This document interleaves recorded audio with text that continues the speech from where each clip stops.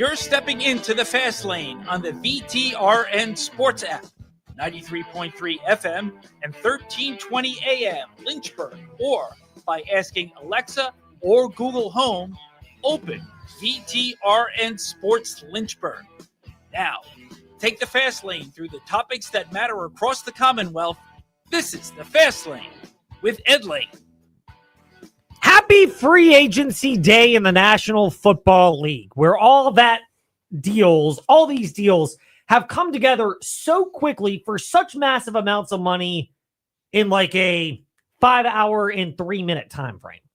It's amazing how that works. Honestly, Not to mention my favorite, like last night, the Pittsburgh Steelers reportedly, of course, acquiring DK Metcalf in exchange for a second-round draft pick and magically agreeing to terms on a 5-year, $150 million contract. Yeah. So there you go. So we've got that. We've got the shock of nobody.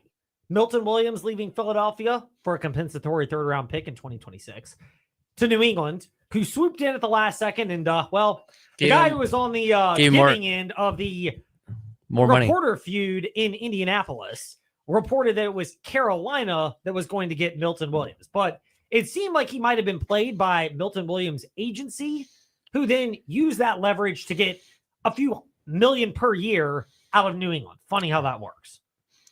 Not to mention the latest developments that have unfolded. Josh Sweat from Virginia Beach and Philadelphia to Arizona, reunited with Jonathan Gannon. And on a field, I think he's still slipping on Ed from 2 Super Bowls. You know, and the amazing part is this is the second time in recent memory, Dexter Jackson of the Buccaneers, the other, where someone had a big Super Bowl and then Arizona basically pays them to come to their potentially wayward franchise. Yeah, but I think Josh Sweat has had more production than that guy. I would say that's very true. He had a big game in the Super Bowl, but he's had other big games as well. 10-sack seasons. And then the Washington Commanders, who have been in the headlines, and we'll get to this at 5:55 today with Bowie TV Sports president. And hopefully. Hopefully. Knowing us. Knowing how the day goes, who knows? But the Washington Commanders, as they decided that they would, in fact, raise their left hand up. Those haters can't stand us. Left hand up. Who are we? The Commanders. And said, yes, we need to upgrade our offensive line. So they bring in Laramie Tunsil, as well as a 4th-round pick this year, in exchange for a 3rd-round pick, a 7th-round pick, and then next year, a 2nd-round pick and a 4th-round pick. And if you look at where the Washington Commanders pick this year, that's a late 3rd-round pick. And next year, that will be a late 2nd-round pick in all likelihood. Hopefully.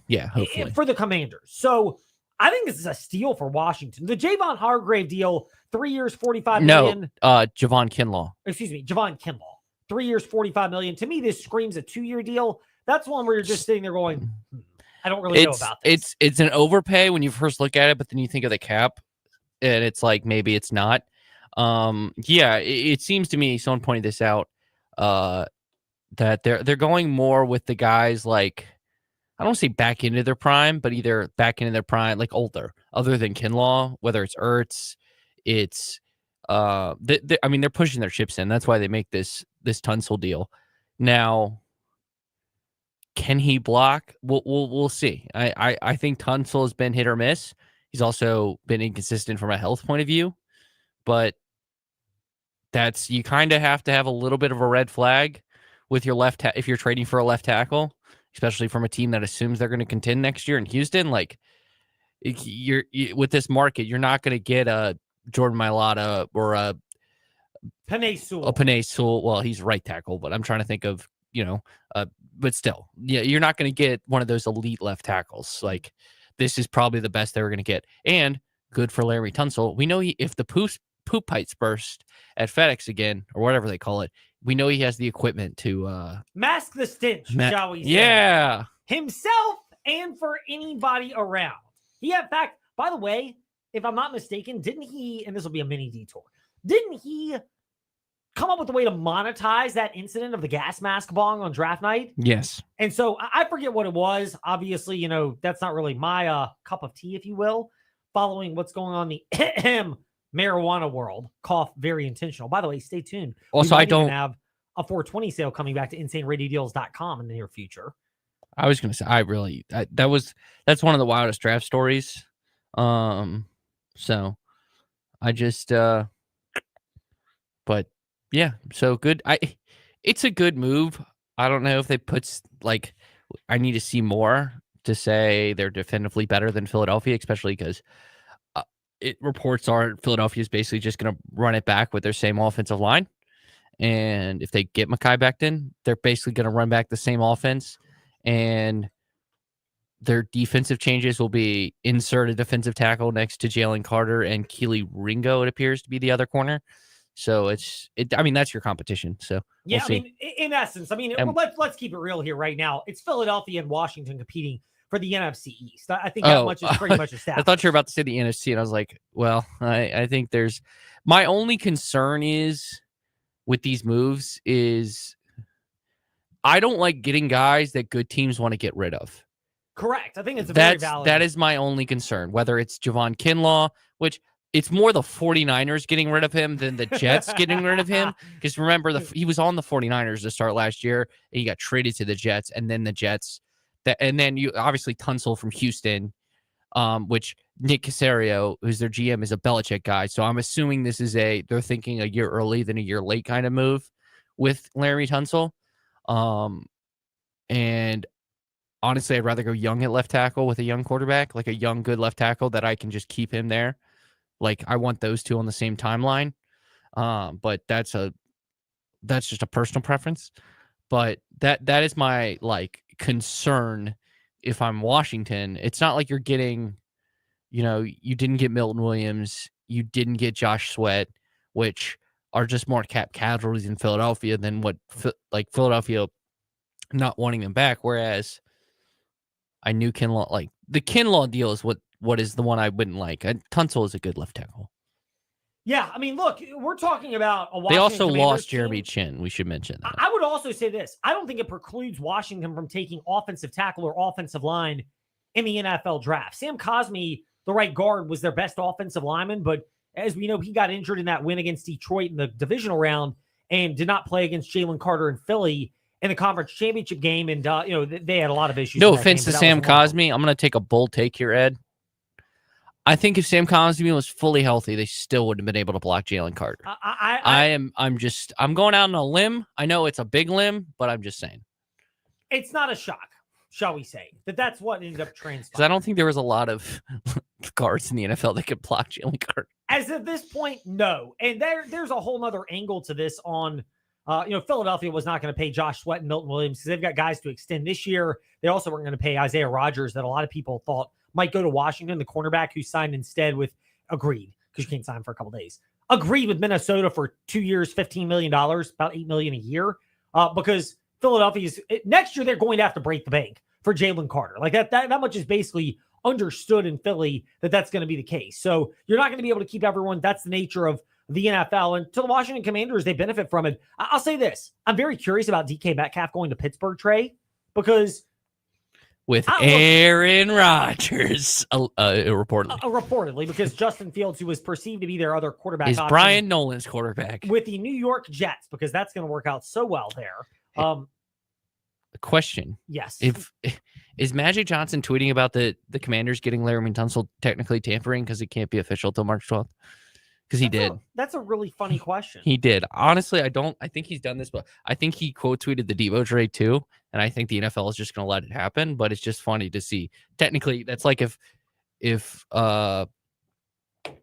Jeffrey Lord, when I'm trying to think, when Clark Hunt, the Alex Smith trade happened and Clark Hunt's like, I'm excited to get Alex Smith.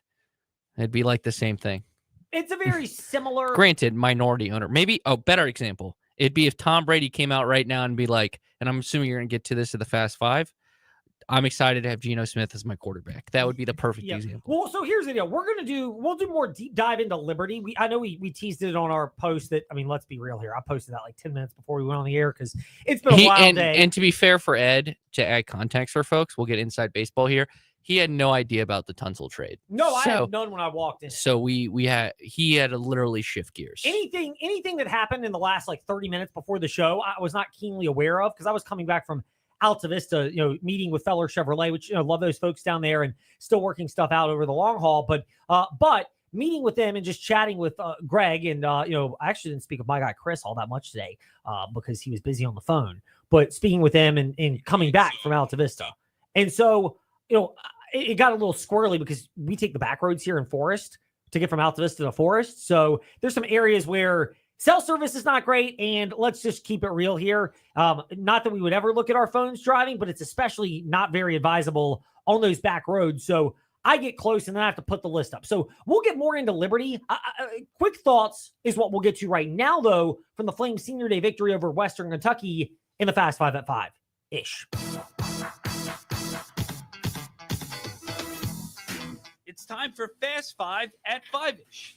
5-ish minutes on 5 relevant topics done around 5 p.m.-ish. Ish, because our counting skills are kind of ish. Let's start with number 5. So Liberty gets a victory at Western Kentucky. And Richie McKay, as he often does, hit the nail on the head because Liberty jumped out from the get-go against Western Kentucky and had the right mentality locked in. Some of this, look, Richie McKay praises his players regularly, but some of this is praise that does need to be heaped upon the coaching staff because Richie McKay said something very interesting when speaking with the media after that dominant victory about this being senior day for Western Kentucky. And, he wasn't going to say this before the game and he wasn't going to throw Western Kentucky under the bus, but it's clear after losing on senior day at Liberty on Sunday over in our spot last Sunday, 8 days ago, that Liberty knew what Western Kentucky was going through and just how difficult that could be. This wasn't Western's best performance, and I think a lot has to do with senior day, man. I just think there's so many distractions on that day, especially when you got an afternoon tilt. Yeah, like we just experienced that, not to make excuses, but I think this will look different in Huntsville. No matter who we play, it's a desperate time for most teams, and I think if you can get to Huntsville, there'll be some exciting basketball. Yeah, I mean that's the thing is Richie McKay mentioned is the senior day element to it, and that in and of itself is also a testament to the Liberty Flames because they played what I think is a reasonable comment. I get it. We laugh at some of the coach speak from Richie McKay, blah, blah, blah, as my kids would say, but he played very mature, or they did, and he had them in a spot where they were locked in, and the Flames as players played a mature game. Our guys played really well today. We were really unselfish. 22 assists on 32 baskets is really good. And Western had been playing fairly well, so I just think we had an urgency about both ends of the floor, and our group's got a maturity about them too. They've been able to go into different environments. Urgency on both ends of the floor, maturity, locked in. I get we're echoing what Richie McKay said, but I mean, it's not hard to do that when you're talking about a team that won by 30 plus and in a game that was never in doubt. Liberty jumped on Western Kentucky from the get-go in avenging that loss earlier in the year. And I get it, they'll downplay the idea of revenge, but Liberty clearly got some and surged to a very well-earned Conference USA regular season championship, which leads us into one of the cooler things for Liberty is who would have seen that this group of Flames would gel together the way that they had in the offseason to get to the point where they got better over the course of the season. At one point, they won 9 of 10 and 6 in a row. Obviously, that was broken up by the loss to Kennesaw State, but still to win 11 out of 13, I believe, if my math is correct. 11 out of 13. That's a really good stretch to the end of the year. And one of the key elements to this, again, one of the conversations I had with one of the folks at Feller Chevrolet earlier today, Kim, but he and I were talking about how for the Flames this year, to their ever-loving credit, they found a way to develop a bench. And so they had the freshness, but everybody evolving into different roles over the course of the season. That paid off as we got toward the conference tournament. More on that, by the way. We'll get into this later in the week in the Fast Lane, particularly Wednesday when we preview their opening round matchup, and Trey will be discussing it tomorrow, 7 to 8 a.m. in the morning warm-up, and Wednesday as well. You having Bryson Gordon one of those days? Wednesday. Every Wednesday. Like clockwork. Perfect. It's going to be interesting. Summertime, I think he'll be in studio. That's awesome. Good for you. That's what he's allegedly said that. So Oh, are we treating him like Brian Nolan here now? Well, Brian Nolan lives in Idaho, so he physically can't. But just allegedly, we're just. I trust Bryson, but I don't want to promise something that we can't. What if something happens? It could. He's.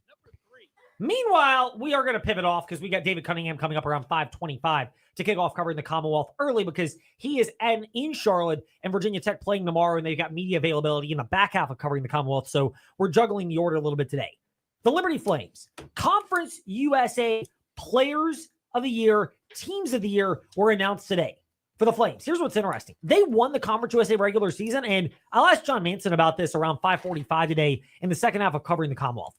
But any level of surprise that nobody made it on the first team for the Liberty Flames? Some of this is the semantics part because Talon Peter was named 6th man of the year, but all Conference USA 3rd team. Here's my thing. If he's worthy enough to be on one of these teams, shouldn't he be the Liberty player that makes it onto the first team consistently the most this year? Yes, he was off the bench, and that was to the consternation of Flames fans. But I think a lot of it is they needed a bench spark early in the year. He can shoot the three, which is a gift of his, but he also can create off the dribble. And so when the Flames needed a spark offensively, he can provide it both ways. He's an underrated defender. We won't get into all the stats, but very well balanced.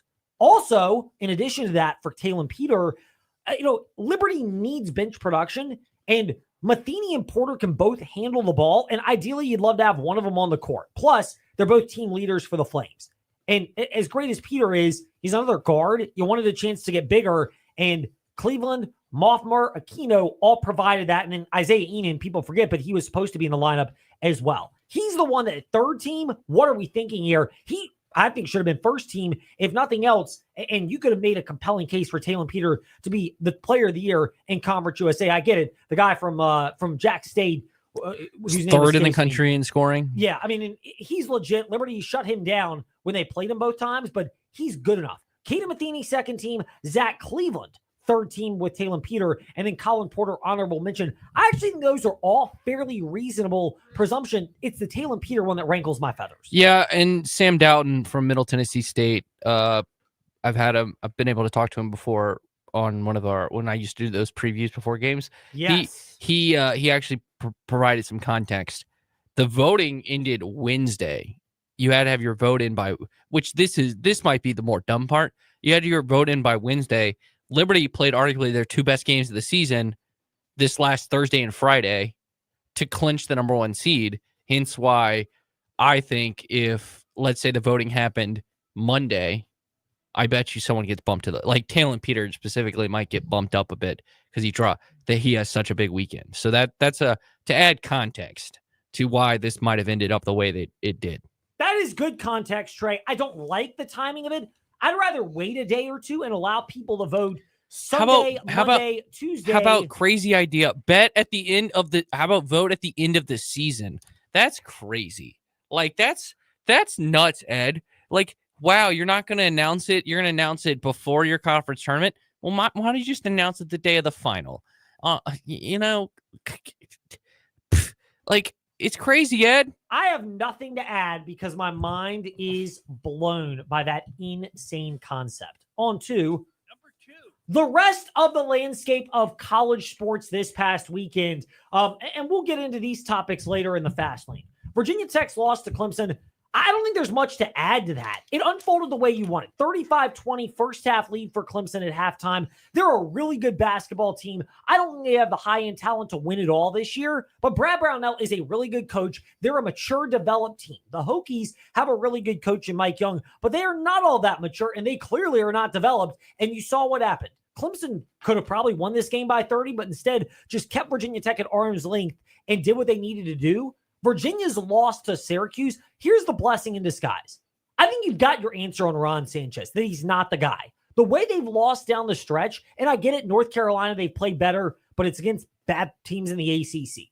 But you've got that loss. You've got the way they lost at Syracuse, which is a more winnable game. This is not a good Syracuse team, where, if anything, Virginia's in a better spot than Syracuse because it looks like Syracuse is going to run it back with Red Autry, and maybe give him another shot. But this is kind of the ACC. Hey, let's promote an internal candidate and hang on a year too long. Someone listened to a great point I had this morning. A la Kevin Keats of NC State, the Lynchburg native who, look, I love the story last year making the Final Four. I think it's admirable NC State wanted to give him another year. I think it's more admirable that State just realized, look, if you look at the totality of his work, outside of the 9 games, 4 and 5 in the ACC tournament, and the 4 wins leading up to the Final Four last year, as Trey mentioned on the morning warm-up today from 7 to 8, go back, listen to wherever you listen to podcasts, that if you take that out, he's not a very accomplished coach. And I give State credit for looking at their overall body of work and maybe being prepared to make a strong-ass offer to a former McNeese State or a soon-to-be former McNeese State coach. And this leads me to, I have been waiting all day for this question. Assuming Will Wade, well, I have 2 questions, but I'll save the other one for later. Will Wade, so assuming Will Wade, who is, if Jeff Goodman basically says they're targeting Will Wade, or the name to watch is Will Wade, basically they can't say he's getting hired yet because he's going to play. He's going to play well into the NCAA tournament. They might even advance. They're a good team. Your dream guest on the Fast Lane, which one is way more likely than the other because you can get him at ACC Media Days. What, Lombardi? No. Will Wade. I mean, we had Lombardi on. Will Wade would be phenomenal. Let me finish. Go ahead. Okay, go Will ahead. Wade go ahead. or Ty Gibbs? Oh, I'd love to get Ty Gibbs. Who would if you could have the number 1 pick on guest on the Fast Lane? Oh, I'm going Ty Gibbs for the reason you mentioned. Will Wade is a legitimate possibility at the ACC basketball tip-off. Yeah, one's more likely than the other. Like, there's a legitimate possibility that we could line up and present a strong offer to NC State to get Will Wade there. We're only using that comment. We're they not just trying to curse, walk through the little thingy and he just sits at your seat. Phenomenal. Versus Ty Gibbs. By the way, he's run so poorly, he should be itching to come into the Fast Lane at Martinsville so that we can give him the positive publicity bump and people will be cheering him. Look, I'm not joking here. Y'all should bring this up on the Front Stretch Happy Hour podcast tomorrow, which leads us into NASCAR yesterday. First of all, Christopher Bell is off to a red-hot start. This does not mean he's the championship favorite, although he's backed up his other races by dominating one of the dominant cars at Phoenix, which is the championship race. This guy is a legit threat to win the championship. And if you run well at Phoenix, and he has, and you've run well at short tracks, he could win at Martinsville to punch his ticket to Phoenix. We're talking in the fall. He should have been in the championship for last year. Should have been there last year. He's a very legitimate driver to get there. It's a bit of a wild card to make it that far, but that's a topic for a different time. But Ty Gibbs needs that help. I mean, I don't throw him out with the bathwater, but I mean, really, it's Christopher Bell carrying that organization. Austin Cindric has had a disastrous start in terms of penalties, bad luck, wrecks, things breaking, everything else. Denny Hamlin, right when I cursed him and said he'd been running horribly yesterday, he has a strong running and almost ends up winning the thing at Phoenix, but he's not been as consistent lately. It is Christopher Bell, who is a legit title contender, but they need to find more around him at Joe Gibbs Racing. Meanwhile, I loved what Josh Berry was able to do. I thought the option tires were fantastic for Phoenix. And I love the idea of having them at short tracks. Sure, you need to change up the horsepower on the cars, but if not, might as well come up with a different way to get strategies. It may be gimmicky, but it beats no gimmicks and bad racing at a place like that. When we come back in the fast lane, breaking news, shocking breaking news. Okay, go ahead quickly. Cooper Flag's the ACC Player of the Year. Imagine that. More on that, by the way. David Cunningham to kick off covering the Commonwealth next. He'll lead us off here in the fast lane. Mark Dalton here with the Terry Auto Group. If you don't love your car, then you're simply just driving the wrong one. At Terry Volkswagen, Terry Subaru, Terry Auto Outlet, and the Terry Clearance Center, we've got the perfect new or used car for you. We make your car buying experience easy. Need help with imperfect credit? No problem. Our team works hard to get you approved and back on the road. Because when you shop at Terry, you drive away happy. Visit us at any of our 4 locations or online at terryautogroup.com. Terry Auto Group. You'll love our cars. Welcome to the Villas at Oakwood. Our stunning community offers spacious, modern, wheelchair-accessible villas with top-of-the-line amenities. Enjoy views from the Peaks of Otter from your patio home. Connect with neighbors at our exclusive clubhouse. Discover your dream home today. Experience the maintenance-free lifestyle that you deserve. Visit us behind the Bedford Memorial Hospital, online at thevillasatoakwood.com, or just contact Robin Lee Sage at 434-238-4477. Allstate agent Donovan Howell is now serving Lynchburg. He lives and works here just like you. And with all kinds of local insurance advice, Donovan is someone you can count on to help you protect all that's good in your life.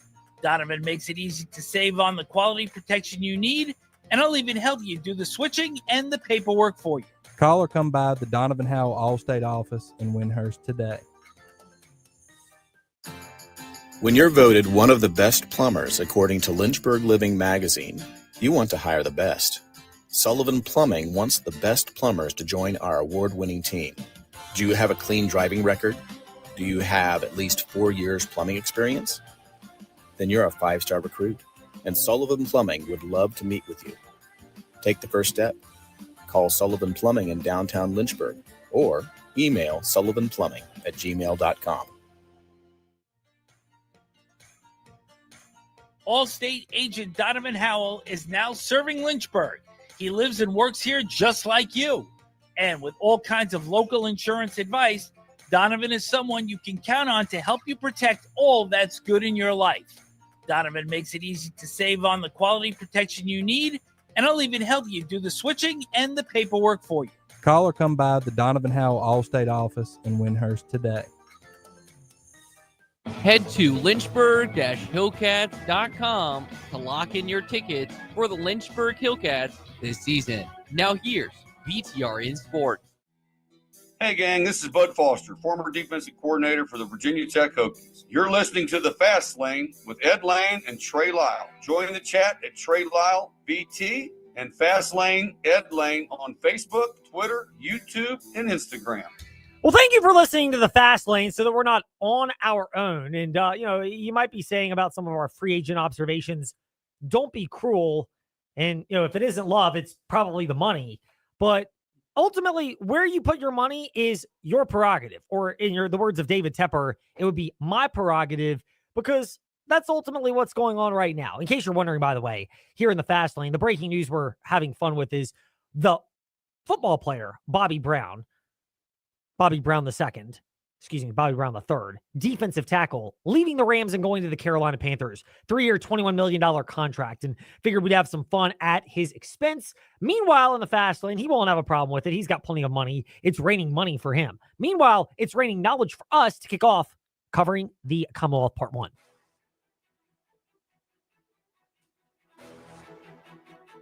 It's time for your teams and topics. Covering the Commonwealth, a look at teams and topics from around the Commonwealth. Let's start with the Virginia Tech Hokie. With a man who's on location and gracious enough to still make a minute or two for us today in the Fast Lane, David Cunningham of TechSideline.com and at the Real D Cunna on Twitter and Instagram. 35-20 was the halftime score, David. Was there much of anything in that Clemson-Virginia Tech game that surprised you, or did it unfold about how you expected, with Clemson not blowing out Virginia Tech, but jumping up early and keeping them at arm's length the entire way? Hey, Ed, great to be with you. I'm here in the Spectrum Center, as you said, so apologies if there are basketballs bouncing in the background. No, that's kind of what I expected on Saturday. Hokies are playing the number 11 team in the country, a team that is very good defensively and forces a lot of turnovers, and Virginia Tech turned the ball over 14 times, and that was the difference in that first half. They kind of matched Clemson a little bit in that second half for the most part, but it unfolded kind of exactly how I expected. That's a Tigers team. The Hokies were able to play close somewhat in Castle Coliseum on the road, not so much. And you see why the Tigers are a really, really, really good team. I mean, they've got so many offensive options, so many defensive options. They really make life difficult in so many different ways. And the tough part is the Tigers didn't even really shoot the ball that well, and they still played very, very well against Virginia Tech. I'm very interested to see what happens this week. And Hokies have two opportunities in front of them. Got to take care of the first one, but I kind of like their draw here in Charlotte. So you like the draw for Virginia Tech. You start with a Cal team that did beat them, or that Virginia Tech beat. It was a couple of months ago. What do you like about Virginia Tech now in terms of their draw, in particular, the chance to build off of this? And what many people would say is, I don't know how many they'll keep around from this year's team, but it's the steps towards building towards what is a much more decisive year for Mike Young, which is next year. Yeah, I think Cal is good. I mean, Andre Stojakovic and Jeremiah Wilkinson are two really good players, But the Hokies beat them in Berkeley, and they were up really, really big in the first half before the Golden Bears came storming back. It should have not really been close, but Virginia Tech kind of let it be close and then ran away with it. I think this is a good matchup from the standpoint of the Hokies have played better basketball, maybe not this past week against two pretty good teams in North Carolina and Clemson, but they've been just about 500, if not a game or two above or below, since the calendar turned to 2025. They're playing better basketball, and I think when you play a team like Cal that just went to 4 overtimes with Notre Dame on Saturday and lost, you're in a good position, I think.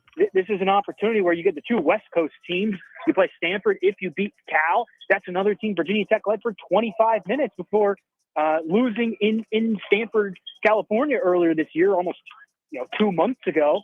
And that was the Hokies' first game out on the West Coast. So when you got the two West Coast teams coming out this way, they've already been out here for a little bit because they played Notre Dame and Louisville respectively in the last week out here. But I like the draw for the Hokies. I think they're healthy again. Melisha Poteet and Toby Lawal are out there practicing right now, and they look fine. I'm interested to kind of see how this whole thing shakes out. David, we'll get to baseball and softball as those seasons unfold. So if listeners are wondering why not much on that, we'll get to it later. But women's basketball, the article, we were thinking the same thing about the tournament hopes for the Lady Hokies being in jeopardy after that 15-point loss to Georgia Tech. And yet, I see stuff from the Real Decon on Twitter and Instagram about how maybe this is not a done deal.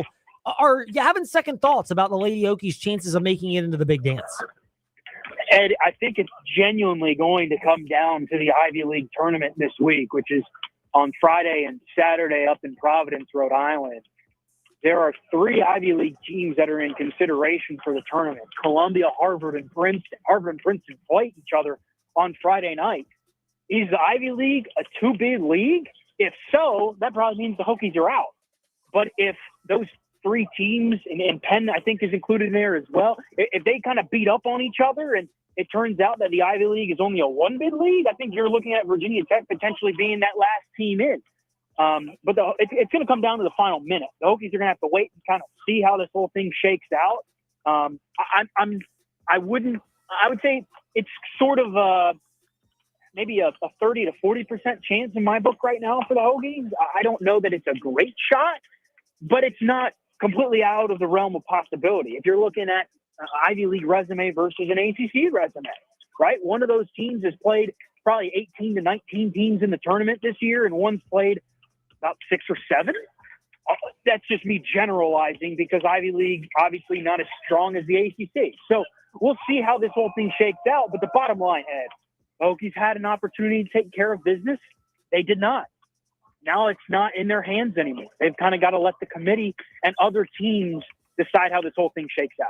Now you got to hope, and we beep out that word, of course, that things go well because it's a bad plan and it's a curse word for so many sports fans that leaves them with pain unimaginable. David, thank you for your time in all seriousness in the Fast Lane. Enjoy Charlotte, and hopefully it'll be a long enough stay as our listeners get to begin it tomorrow with you. Well, not with you, with Zach Mackey and Mike Burnett, but a 1 o'clock airtime right here on the VTRN Sports app. Absolutely. Hope we're talking next Monday about Selection Sunday and where the Hokies are going to play in the NCAA tournament. Correct. David Cunningham with us here in the Fast Lane. By the way, 4 o'clock. 4 o'clock airtime. Trey, I'm on Pacific time. 1 o'clock Pacific. I'm not even going out there anytime soon. So it's a real flub. But in the meantime, maybe a flub, by the way, because the Lady Dukes lose in overtime, 86-79. Earlier this afternoon, 20-game winning streak ends in the Sun Belt title game in overtime. And the Lady Dukes hopes, according to Shane Metlin's Twitter account at Shane_DNR Sports, quote, are probably slim, end quote, as far as an at-large berth. Shane, do you stick by that? And if so, how painful of a loss is this going to be for the Lady Dukes, who had a great season, but maybe on the short end of the stick getting into the NCAAs? Yeah, it's very painful for them right now. And I think, come Selection Sunday, if they don't hear their name called, it's really going to hurt because, like you said, they won 20 in a row. They were really pretty dominant throughout conference play. They were winning by an average of 16 points. And you look at their resume right now.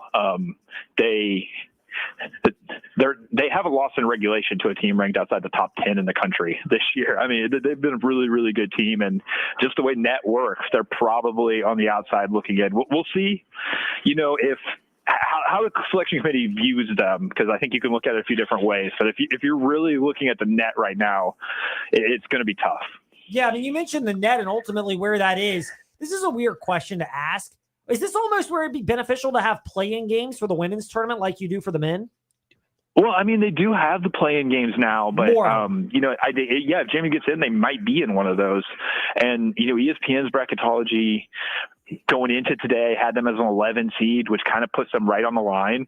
This loss is going to hurt them a little bit, though. They come with a net of 51, which, may have put them kind of right there where they could have been at a play-in type of situation where the last four in. It's interesting, though. You look at RPI, which was the standard 5 years ago. They're ranked number 21 in RPI. They'd be an absolute lock if you were still going by RPI, but with net ranking, they're probably in trouble. Yeah, I mean, you would think so, and that's the real challenge and the pain part for a team like the JMU Lady Dukes. Meanwhile, the men's basketball team, also a level of pain. The threes didn't go. Is it that and the Dam ultimately broke giving up a 79, or is it ultimately Preston Spradlin's bunch? It has happened early in the year, but not as much late. The defense let them down when it mattered. Yeah, I mean, I honestly thought they played fairly good defense yesterday. They had some guys from Troy who hit shots they don't typically hit. I think, if you'd asked Preston Spradlin, and I did ask him last night, were you getting the shots that you wanted, and were you getting them to take the shots that you wanted? And he really thought that they were. The JMU just shot very, very poorly outside of Mark Freeman last night. Shane, last one for you. We can get to what Coach Bob Chesney said for football media availability later because we're not in the heart of football season. But you've been down in Pensacola. They have the women's tournament and the men's tournament kind of congruently. What do you think of that particular setup? That we've seen it with the Conference USA tournament down in Huntsville. Now we're seeing it with we've seen it as well already. We will see it with the Conference USA tournament. We've already seen it with the Sun Belt. The idea of blending men's and women's tournaments together in these neutral site locations. I do like it. And, I think you saw, it worked out pretty well for the Sun Belt this week, too, because for the most part, you had a lot of overlap in the teams that made the semifinals and the finals. So some of the best atmospheres I've seen down here in Pensacola since I've been coming down. I'd really love to see the Sun Belt, mix a place like Roanoke or somewhere into the mix to get a little closer to some of the Eastern teams. But as far as playing them both in a neutral location at the same time, I think it works out pretty well for a mid-major conference. Yeah, I mean, it ultimately does. And this is, it's a cool way to get more fans in and get more engagement around these events. The engagement is easy with Shane Metlin. It's at DNRonline.com and at Shane_DNR Sports. Shane, great to chat with you. Thank you very much for your time today in the Fast Lane. We appreciate it and always look forward to when we can catch up again. Hey, Jerry. Thanks. I'm about to send you through.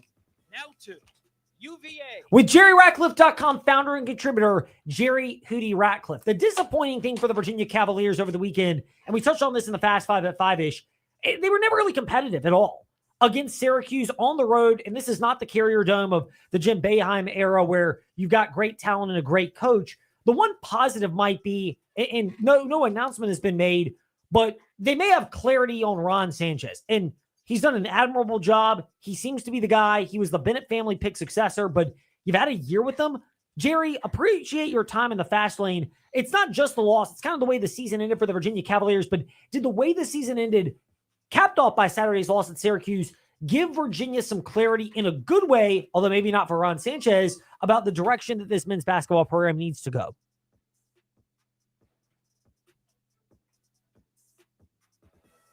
All right, challenges with Jerry Ratcliffe. So patience. We'll get him on in a moment. When we return, we'll get Jerry Ratcliffe to kick off part 2 of covering the Commonwealth. And then John Manson from ASeaofRed.com will join us as well, unless we can get Jerry Ratcliffe back on immediately. We're kind of doing live radio by air because the cell phone drop happening at the worst time. Okay, so we got it. Yes, awesome. That's my big point is, I like Ron Sanchez, but I don't think it's been the most wowing situation. And maybe it's a good thing that it's not like it was so overwhelmingly good that Virginia is stuck with a guy that they didn't want, but you kind of feel like you have to have because he had a good season. If anything, the end of the season in particular, Jerry, capped off with Saturday's loss at Syracuse, is it a blessing in disguise for Virginia that Yeah, you'd like to have won games, but this is not a tournament team either way. That maybe Virginia's loss at Syracuse and the way the season ended has given them clarity that as much as Ron Sanchez has done an admirable job and is a great person, he may not be the fit for this job long term. It appears that way, Ed. I mean, they're used to being up in the top 2 or 3 in the ACC year in and year out. I mean, Tony Bennett owned Syracuse. He was like 12-2 against them since they joined the ACC, and even beating them up in the Carrier Dome. And they just, like you said when you opened up, they weren't even competitive the first half. They looked awful. And again, they just got pounded inside by a quality big man. You know, that's happened a bunch this year. And I think they gave up over 80 points for the 8th time this year. And in 500 games under Tony Bennett, that only happened like a dozen times in 500 games. And it's already happened 8 times this season.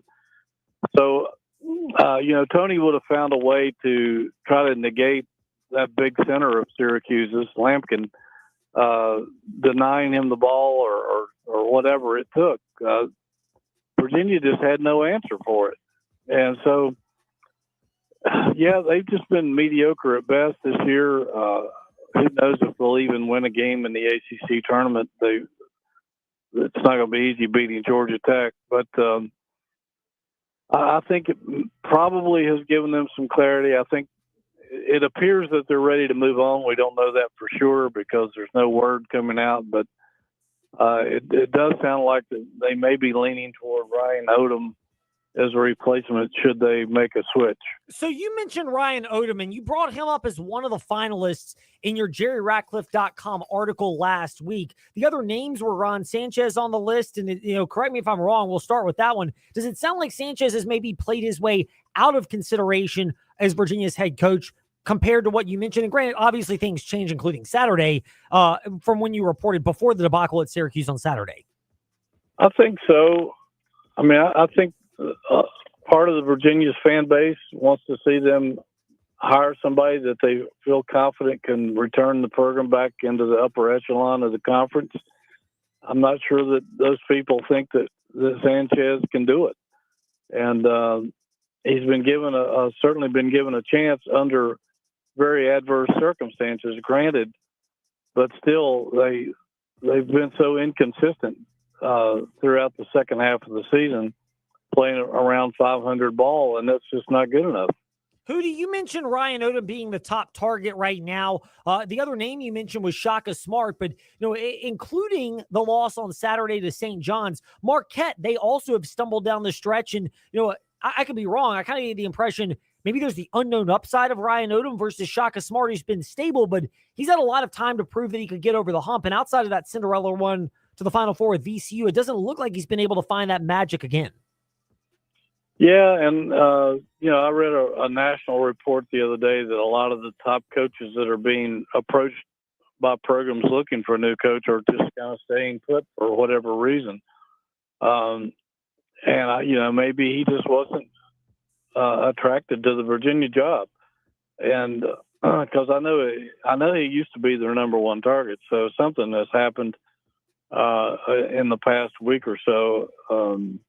We're trying to get some clarity on that, but apparently he's no longer in consideration. Either that or they're putting out flares to get the media, smoke screen the media and do a backdoor attack or something. But everything we've heard is that Odom has moved to the top of the list. I'm just disappointed it's not Richard Pitino or Will Wade, guys whose character fits impeccably with UVA. There we go. Yeah, when I saw those names, I said, I'm not sure Virginia would touch those guys with a 10-foot pole. No, it sure doesn't look like it. Meanwhile, it looks like the insight's good at JerryRatcliffe.com because it always is. Hootie, thank you for your time today in the Fast Lane. We appreciate it. Absolutely, Ed. See you next week. Indeed. Part 1 of covering the Commonwealth in the books. When we come back, Part 2. John Manson of CFRed.com will kick things off next. When you're voted one of the best plumbers according to Lynchburg Living magazine, you want to hire the best. Sullivan Plumbing wants the best plumbers to join our award-winning team. Do you have a clean driving record? Do you have at least 4 years plumbing experience? Then you're a 5-star recruit, and Sullivan Plumbing would love to meet with you. Take the first step. Call Sullivan Plumbing in downtown Lynchburg or email sullivanplumbing@gmail.com.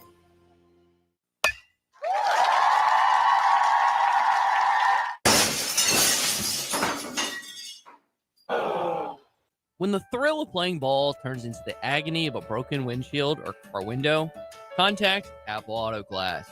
Your local auto glass repair shop on Allegheny Avenue in Lynchburg. Apple Auto Glass provide a professional assessment with the honesty from your neighbors, so you can get back to sharing the great moments this season. Imagine a community where every homeowner feels heard and valued. That's the feeling you deserve, and that's the feeling you'll get at Brownstone Properties. Our dedicated team is here to support you, ensuring clear communication and proactive solutions. Transform your homeowners associations.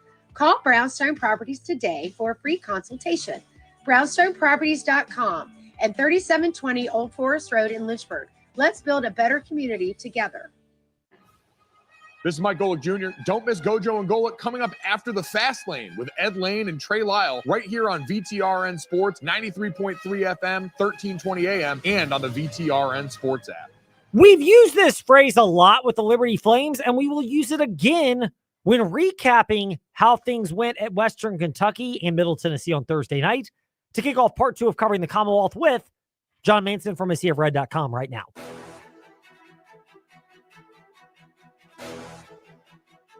It's time for your teams and topics. Covering the Commonwealth, a look at teams and topics from around the Commonwealth. Let's start with the Liberty Flames. Mature win. We have used that phrase often to describe the Liberty Flames. And John, as we welcome you in from ACFRed.com, founder John Manson, to the Fast Lane, mature win is one thing. But is there a tactical advantage the Liberty Flames had as well, having just gone through the emotions of senior day and losing last Sunday over in our spot? Go home to Bel Air. Bel Air, LA, Liberty Arena, to Kennesaw, understanding what Western Kentucky was going through and knowing, hey, if we jump on this team early, they may not be ready for it. And by the time they are, it may be too little too late, as our girl JoJo would remind us. You got all the plays today, Ed, but I agree with all you. The hits, playing all the hits. Yeah, Coach McKay kind of talked about that a little bit after the win on Saturday, just how, senior day can be somewhat of a distraction, from the task at hand. Especially for teams like Western Kentucky, who had 13 seniors being honored pregame, and Liberty, who had so many key players, being honored last Sunday against Kennesaw State prior to that game. And, you got your family there, your friends there, and you're thinking about that. You're out on the court. Your pregame's a little bit, routine's a little bit out of order, and so you got that as a distraction. So Liberty certainly took advantage of that, and like you said, jumped all over the Hilltoppers. I think also, having there's a lot of things Liberty's playing for, right? If they win, they clinch at least a share of the regular season title. They clinch the number 1 seed in the conference tournament this week, and then also maybe a little bit of payback for Western Kentucky when the conference opener all the way back on January 2nd when Liberty, dropped that game by 1 point. But it was a game, if you remember, Liberty was leading throughout and up by as many as 16 in the second half before, Western Kentucky came back and pulled off that come from behind win to put Liberty kind of at 0-1. And, Liberty, ever since that game, was kind of digging themselves out of a hole, all conference play, trying to get back to the top of the conference standings. And then they finally did the last 2 weeks of the regular season, only to lose that game on senior day to Kennesaw State. But as we saw this past week at Middle Tennessee and Western Kentucky, they took care of business in a very mature way, as you put it, business-like approach, and, took care of business and got 2 wins. And with the help of Jacksonville State losing to that Kennesaw team on their senior day, the Flames are the outright conference champions, in addition to being the number 1 seed this week. If folks come at JC Manson or a Sea of Red on Twitter for being, in their eyes, too pro or anti-Liberty, you can come at me for really being anti-Liberty in a lot of cases, but this is a pro-Liberty take. How is Talon Peter, after what he did Saturday, other than the fact that you had to submit these awards for Conference USA All-Team before this past weekend's games, but how is he on the third team, sixth man of the year, but nobody was on the first team from the team that outright won the conference championship for Liberty? Yeah, I mean, there's a lot of things I could say about that. I kind of did a little bit on Twitter, but the first thing is, number one, and again, you kind of pointed it out, Ed, the conference, right or wrong, which I think is wrong. They probably need to make an adjustment. I don't know how all the other conferences do, but Conference USA individuals who voted for the all-conference awards had to get their votes in prior to the games Thursday and Saturday, Wednesday night that they were due. And, so at that point in time, you don't know who's going to win the regular season title, especially in a league like Conference USA. And then you also don't have Talon Peter, go for 33 points in that huge win over Middle Tennessee on Thursday night, and follow that up with another 20-point performance in the clincher on Saturday against Western Kentucky. And but even outside of that, like if you're looking at this, and Liberty is a team that's either number one or number two in the conference standings, obviously they ended up number one, and you don't have a first team all conference member and only one second team all conference member, who Caden Matheny, who's banged up a little bit right now and only scored 4 points against Western Kentucky despite that nearly 30-point win. Shouldn't have mean that maybe Richie McKay is the coach of the year for doing so much with so little on his roster. But yeah, I mean, I think Talon Peter, he had more of an argument to be conference player of the year, and just as much of an argument as the guy who won it, Jean Pierre. Not taking anything away from Pierre, he deserves it.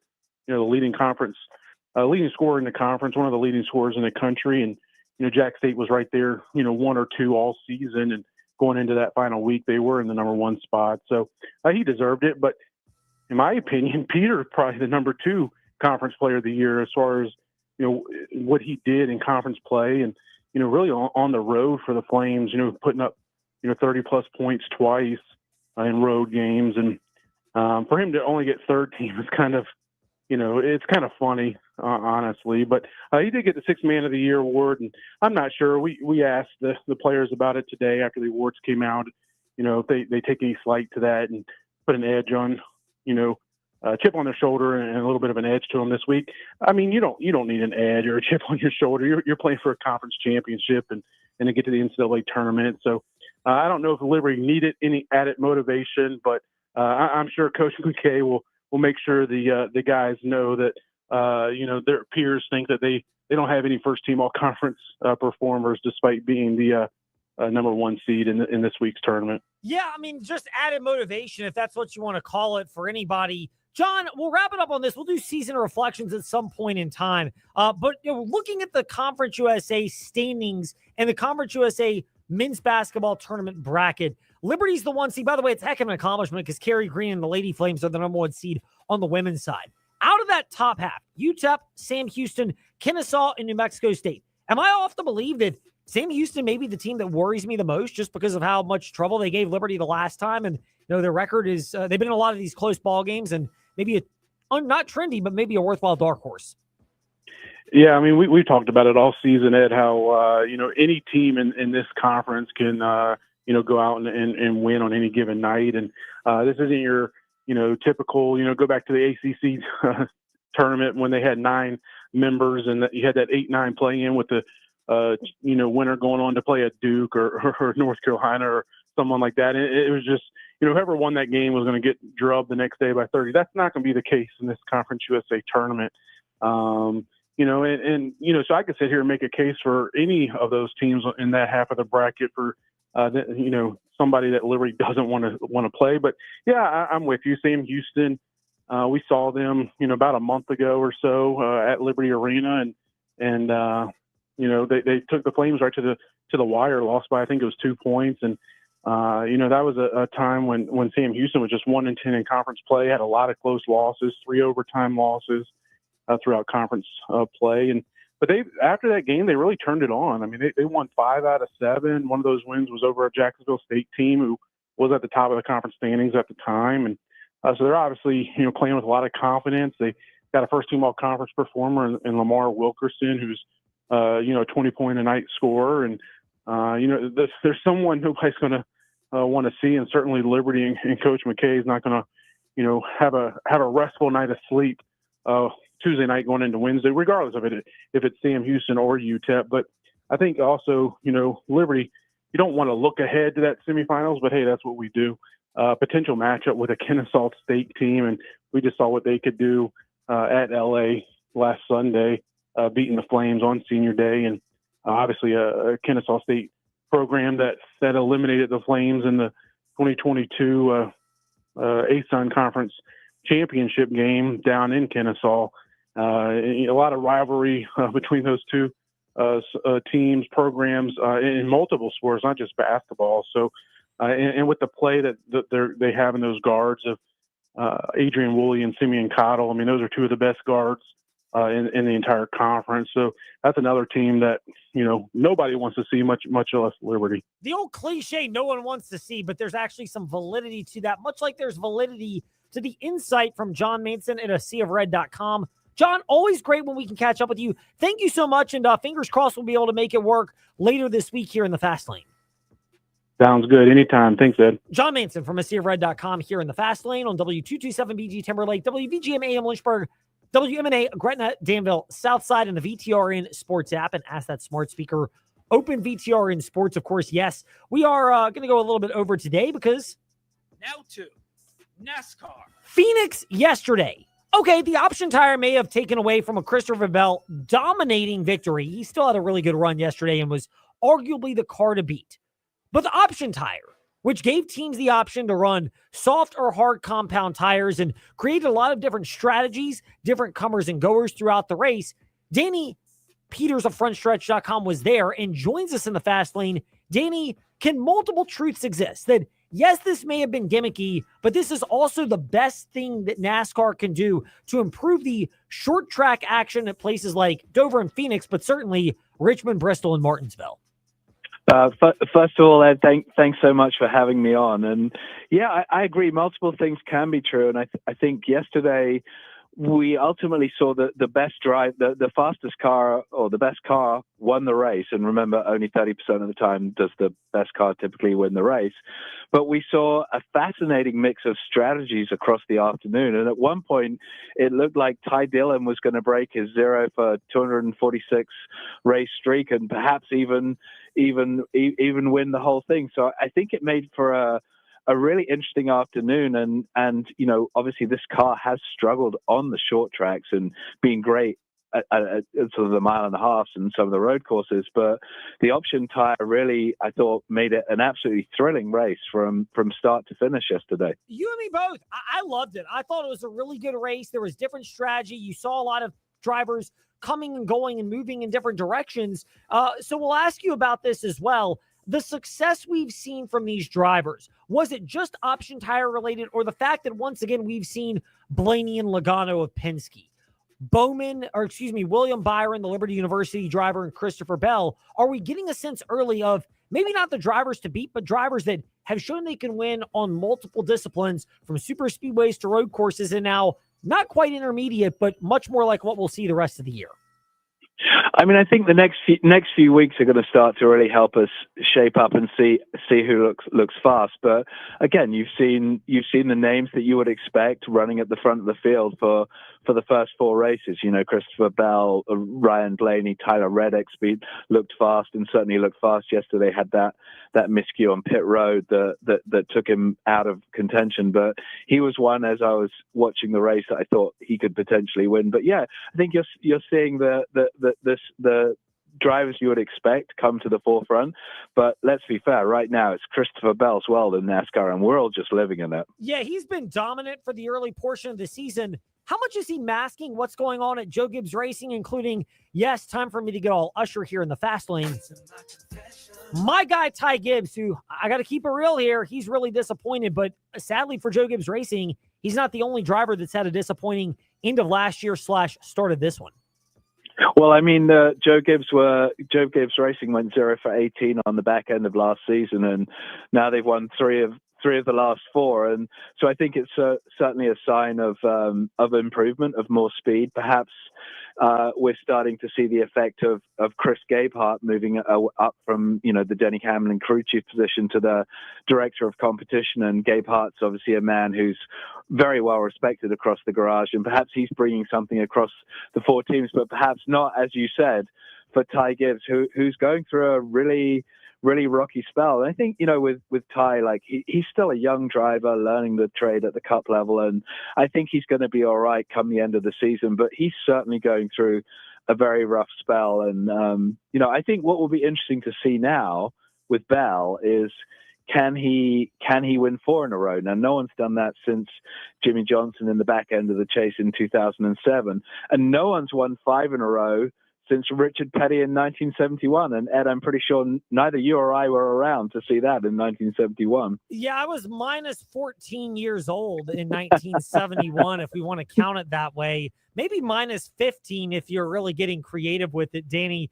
The odds are that it was not a time that neither of us saw. We will wrap it up with you on this, though. Christopher Bell, as dominant he's been, NASCAR goes to Las Vegas, and may we all pray for everybody there, and in particular the front stretch family, which consists of Brian Nolan and Michael Massey being out there. God bless anybody that's going to be around them. We hope that they survive, everybody mentioned included, and those around them. But the racing action itself, what are you anticipating? And are you expecting this is Bell again, or do we get more revelations about who may be joining Bell as a threat when we get to, quote, the rest of the NASCAR schedule, end quote? Well, of course, I was with Michael Massey and Brian Nolan, Noli Baby, in Las Vegas last year, and Nolan didn't get lunch, and it caused us all kinds of problems. So hopefully Michael Massey can make sure that Nolan does indeed get lunch, and that will be, a key question for the day. But let's not forget last year that Bell looked like the dominant car, and then I think it was a mistake on speeding on pit road, perhaps, that took him out of it. So I would not be surprised to see Bell make it 4 in a row, but I think we'll see Kyle Larson up there, we'll see Tyler Reddick up there. We'll see the guys that we're expecting to be up there when the season started. But yeah, I mean, I would say even money on Bell to make it 4 in a row, because he was very fast there in the March race this time last year. Indeed, that's a good one, and we'll see what transpires. Danny Peters was at the racetrack yesterday at Phoenix, and he's at frontstretch.com, as you can catch his insight. Danny Peters, it's simple, on Twitter and Instagram. Danny, thank you for joining us today in the Fast Lane. We love your insight, and we're glad to have shared it with us. Thanks for having me on. Looking forward to speaking with you again later in the year. And last but not least, or maybe least, just for you haters, left hand up the Commanders. Yes, Seawall has that left hand up. She, like us, we were having to do breathing exercises. Prayer warriors at work because Twitter was down earlier today. I refuse to call it its new name. Blue sky for the win. Yes. By the way. And by the way, was because what a day for Twitter to go down with the start of NFL free agency. And the Washington Commanders were busy. Use your clues. Candy Waller has been preaching that for a while. We'll ask you about this clue. When the Commanders gave Jonathan Allen permission to seek a trade and then be released, did your clue lead you to Javon Kinlaw, or does it lead you to Javon Kinlaw and maybe still to be determined? Me too. They had an answer for defensive tackle. That's what it led me to. I wasn't sure if it was, or who. I wasn't sure who it was. Right. And to your point, I think it's an and. So there will be, as we've seen already, right? There will be improvements and additions in the trenches. Another clue that I like to use is always the connections with others within the organization, right? Whether it be others in the front office, some of the coaching staff. Javon Kinlaw worked for about 2-3 years, I believe, with defensive line coach Daryl Tapp when he was with the 49ers. So these are all things that when I say use your clues, it's like, okay, well, hey, if they release a player or if they allowed a player to test free agency, they have an answer. They have something else that they can do at that position. And so they're okay with that. Well, we know there's Johnny Newton. We know there's still Daron Payne. So Washington has that. They added Javon Kinlaw today. I'm not wowed by a guy who's had a lot of potential but never seemingly has reached it. Part of it is with the Jets. Nobody can fault you there. Part of it's with San Francisco. To me, that's the bigger red flag raiser. But the terms of the deal at least make sense. 3 years, $45 million a year, which probably means it's about a 2-year deal with $30 million guaranteed, somewhere in that ballpark. Overall for the Washington Commanders, do you like the structure of this contract, and does it justify making a somewhat of a risky move in Javon Kinlaw, who has the potential but never has quite realized it? I think so. I mean, when you kind of look at even from whether it's an individual player or what's this individual player look like in terms of the whole package? So are you looking at his impact specifically as well as his impact with the line? I think that's possibly what they're looking at in terms of his addition, in terms of his connection with the current defensive line coach in Darryl Tapp, and being able to really execute on what's being asked of him. That's what I look at. And just that overall speed, effort, overall agility in the trenches. I think that's going to be key for all of these positions in terms of what were they missing at that position last year, and then what do these additions bring? That's where we kind of got to think about it. It's like, yes, the Commanders had an amazing, magical season last year, but guess what? Their goal they did not meet. So what they didn't do well at, how does this player help them do better at that position? And I think I can see it. I can definitely see it, especially knowing his connection to Darryl Tapp. Meanwhile, the Washington Commanders busy today as well on the other side of the line of scrimmage. They had a, when healthy, very high-end left tackle in Laramie Tunsil. How big is the when healthy component to this for the Washington Commanders? It's huge. Tunsil is one of the best left tackles in the game, and offensive linemen, especially that left tackle position. I mean, it's just hard. It is so difficult, and it's not that Brandon Coleman didn't do an excellent job. Again, going back to the point I just made a moment ago, as a rookie in that blindside role, but perhaps they move him to guard, right? We know that some of these players have some versatility there, but on that blind side, you just have to. It's a unique position and skill set to really be known as one of the better players. And I mean, hey, it wasn't like it was a cheap deal either, right? It was kind of an evenly matched trade there, given Tunsil's skill set, and I'm sure the Texans are going to miss him. Yes, they will, and that's something the Texans will miss. The Washington Commanders pick them up. Seawall, last one for you. Are the Washington Commanders done, or might they have something else up their sleeve? Trey Hendrickson. I mean, they're not done. Like they're not done. And I simply say that because, I mean, you look at how many draft picks they have for this season still left, and you look at where their potential holes are, right? At this point in time, they absolutely need edge rushers, like for sure. One of the kind of hidden news here that kind of was happening when the Tunsil trade was happening is that Jeremy Chin has found a new home and mostly guaranteed contract with the Raiders. So, you know, there are still holes to be filled. So we'll keep watching. Free agency frenzy has been frenzy. It has lived up to its name so far.